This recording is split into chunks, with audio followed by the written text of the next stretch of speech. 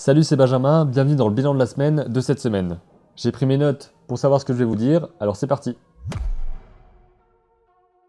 Aujourd'hui, je voudrais vous parler de mon entraînement au dessin et aussi d'un logiciel de capture d'écran en vidéo. Pour mon entraînement au dessin, il faut savoir que j'avais arrêté, pas forcément volontairement, de dessiner pendant quelques temps parce que je faisais d'autres choses et j'étais plus occupé à faire mes vidéos plutôt qu'à faire mes dessins à côté. Mais maintenant je m'y remets parce que j'ai pris la décision de dessiner chaque jour, peu importe ce que je fais, même si c'est pourri, parce que c'est jamais vraiment pourri, si c'est de la pratique, c'est toujours intéressant à faire et je pense que c'est toujours utile. Donc j'ai décidé de dessiner tous les jours, que ce soit du dessin de personnage, du dessin d'observation, ça va être vraiment très important. Je vous ferai une vidéo spéciale là-dessus parce que le dessin d'observation, c'est ce qui va vous permettre de comprendre mieux le monde qui vous entoure, de comprendre mieux les volumes, les textures, les lumières. Aussi la composition, ça peut vous aider et aussi vous faire une sorte de banque d'images mentale qui vous permet d'avoir une vision plus claire des différents objets qui vous entourent et de pouvoir les faire ensuite sans référence. Donc c'est très intéressant. Ça vous entraîne, c'est un entraînement complet de faire ça, mais c'est un complément au dessin d'imagination et au dessin d'illustrations fictives, de personnages, etc. Je pense qu'il faut faire les deux et on en parlera dans une autre vidéo. Pour l'instant, je voulais vous parler de la première vidéo que j'ai faite sur le thème apprendre à dessiner, qui est sortie donc vendredi et qui parle de l'exercice où je crée des personnages par rapport à des formes. Je voulais vous parler de cette vidéo encore une fois parce que c'est un format qui m'intéresse vraiment et que je pense qui est assez clair, assez ludique, qui vous permet de voir ce que je dessine et en même temps d'avoir un commentaire par au-dessus. Le commentaire sur le dessin, mais aussi des questions que je me suis posées pendant que je le fais, des conseils, de la motivation en même temps et de parler parfois de tout et de rien par-dessus un dessin. C'est pas un concept que j'ai inventé, je suis très inspiré par des artistes comme Feng Zhu qui fait du concept art, surtout des décors et des scènes pour des films. Bobby Chiu qui fait des concepts surtout de créatures, de personnages aussi pour des films et des illustrations. Will Terrell qui dessine des personnages, qui travaille sur des cartoons animés. Steven Silver qui fait du character design aussi.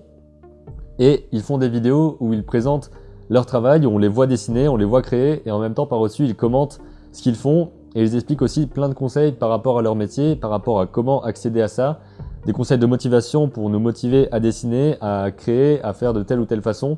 C'est vraiment hyper efficace, c'est super inspirant, et ce sont des choses que je regarde presque tous les jours pour me permettre de garder la motivation intacte et d'être plus productif, parce que ce sont de bons audios à écouter, pendant qu'on dessine, pendant qu'on écrit aussi. Donc c'est vraiment super et je vous laisse quelques liens dans la description si vous voulez découvrir un petit peu ce qu'ils font. Ce sont de longues vidéos, plus ou moins longues, mais en anglais, parce que ce sont des artistes américains pour la plupart.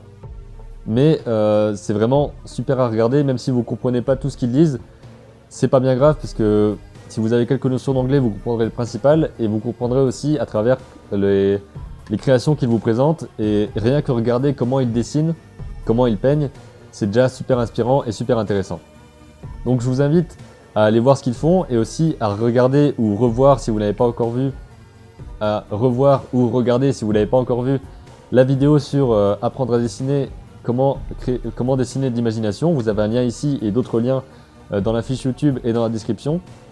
Je tiens vraiment à ce que cette vidéo soit vue un maximum parce que c'est un exercice assez simple à mettre en place et qui peut vraiment faire progresser, donc je vous invite à le partager vraiment partout où vous pouvez, parce que ça va permettre d'avoir plus de retours par rapport à ce format vidéo déjà, parce que j'ai peut-être des choses à améliorer, et aussi de motiver un maximum de personnes à faire cet exercice régulièrement, peut-être une fois par semaine, avoir toujours cette envie de progresser et de partir de l'aléatoire pour créer des éléments et sortir de ses habitudes.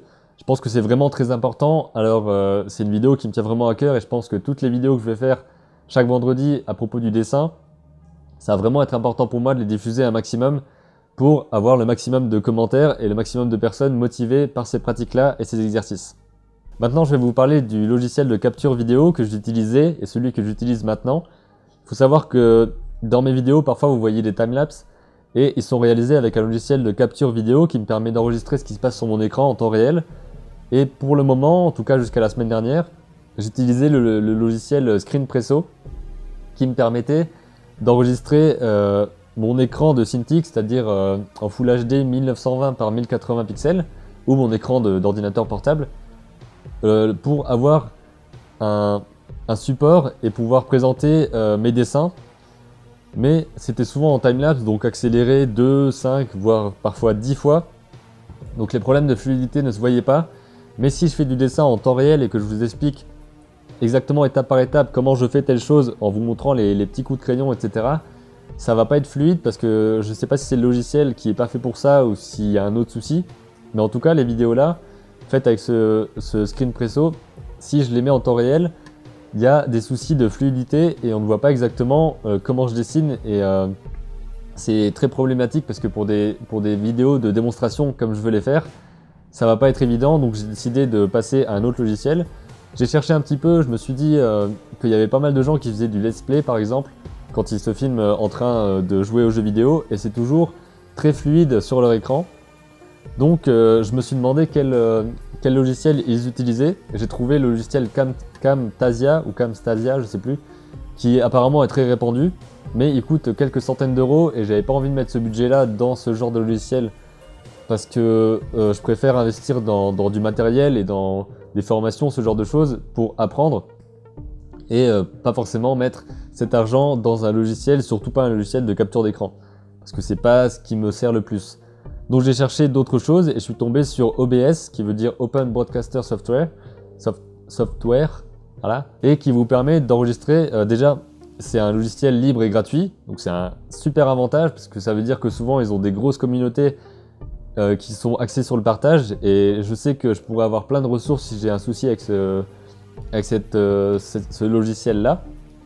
Mais surtout, il permet d'enregistrer l'écran, une partie de l'écran, ou l'écran en entier, d'enregistrer en même temps le son de votre système. Donc si vous présentez une vidéo ou si vous montrez comment faire des sons ou ce genre de choses, vous pouvez enregistrer le son qui vient de votre ordinateur en même temps que l'écran.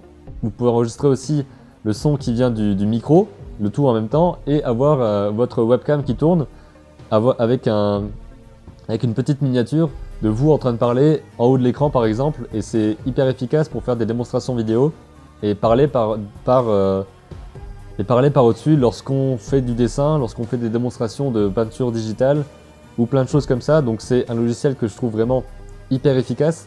Je viens de le tester, vous l'avez pas encore vu parce que dans la dernière vidéo c'était encore l'ancien que j'utilisais. Mais maintenant je vais utiliser ce logiciel là. Je vous ferai peut-être une vidéo tutoriel sur comment l'utiliser, pourquoi il est vraiment très puissant.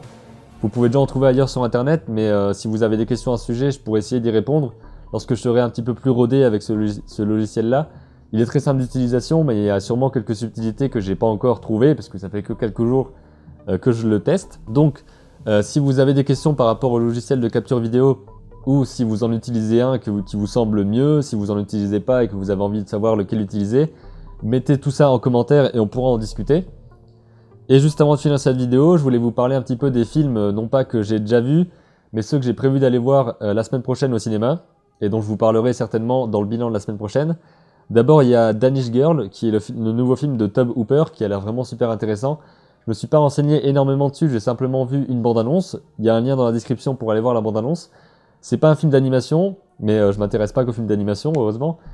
Et je pense que ça va vraiment être ça a l'air d'être vraiment un très bon film, et je vous en reparlerai la semaine prochaine. Et j'ai prévu d'aller voir aussi le film d'animation Tout en haut du monde, qui est réalisé par Rémi Chaillet. C'est un film d'animation qui est français, franco-danois si je me trompe pas, si j'ai bien lu l'affiche. Je me suis de nouveau pas trop renseigné sur le film. J'ai seulement vu la bande-annonce au cinéma et ça avait l'air vraiment d'être attrayant, accrocheur, déjà super beau visuellement et d'avoir une histoire très belle autour. Donc je vous invite à aller voir ce film qui est sorti mercredi et à me dire dans les commentaires votre avis. Peut-être pas m'expliquer tout parce que je l'ai pas encore vu. Donc il faut pas non plus me dire ouais à la fin il se passe ça, ce serait pas très sympa. Mais je parle de ce film là parce que autant pour Danish Girl il est pas mal diffusé et je vois pas mal d'affiches, on en parle un peu partout etc. Mais pour Tout en haut du monde j'ai pas vu tellement de gens en parler et j'ai seulement vu une bande-annonce au cinéma. J'ai vu aucune affiche sur ce film donc j'ai l'impression qu'il n'y a pas autant de promotion qu'il mériterait d'avoir.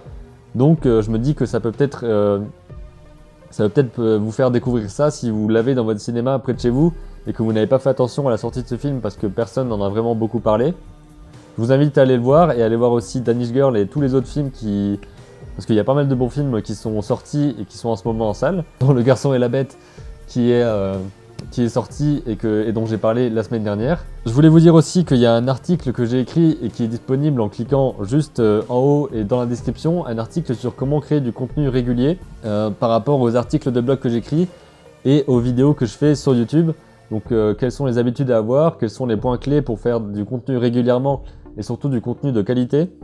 J'espère qu'il vous plaira, il y a un lien dans la description, vous pouvez aller le regarder, le lire surtout, et me dire ce que vous en pensez dans les commentaires. Ça m'intéresse vraiment de savoir ce que vous pensez de mes articles, parce qu'ils ont un peu moins de visibilité que mes vidéos. Donc j'aimerais bien avoir aussi des avis là-dessus, si vous pensez que c'est bien, si vous avez des conseils ou des remarques, des critiques sur le blog, je vous invite à me les laisser dans les commentaires. Voilà, c'est tout pour le bilan de cette semaine. Il est légèrement plus court que les bilans de la semaine précédente. De toute façon, ça va dépendre de ce qui se passe dans la semaine et de ce que j'ai envie de dire par rapport à ce qui s'est passé. C'est pas un format carré où je sais que j'ai 10 minutes ou un quart d'heure. C'est variable, donc ça c'est à moi de voir. J'espère que cette vidéo vous a plu. N'hésitez pas à mettre un like juste en dessous, à vous abonner si ce n'est pas encore fait et à la partager autour de vous si vous pensez qu'elle peut plaire à d'autres personnes. On se voit mardi pour un nouveau conseil en vidéo et d'ici là n'oubliez pas, créez vos images et racontez vos histoires.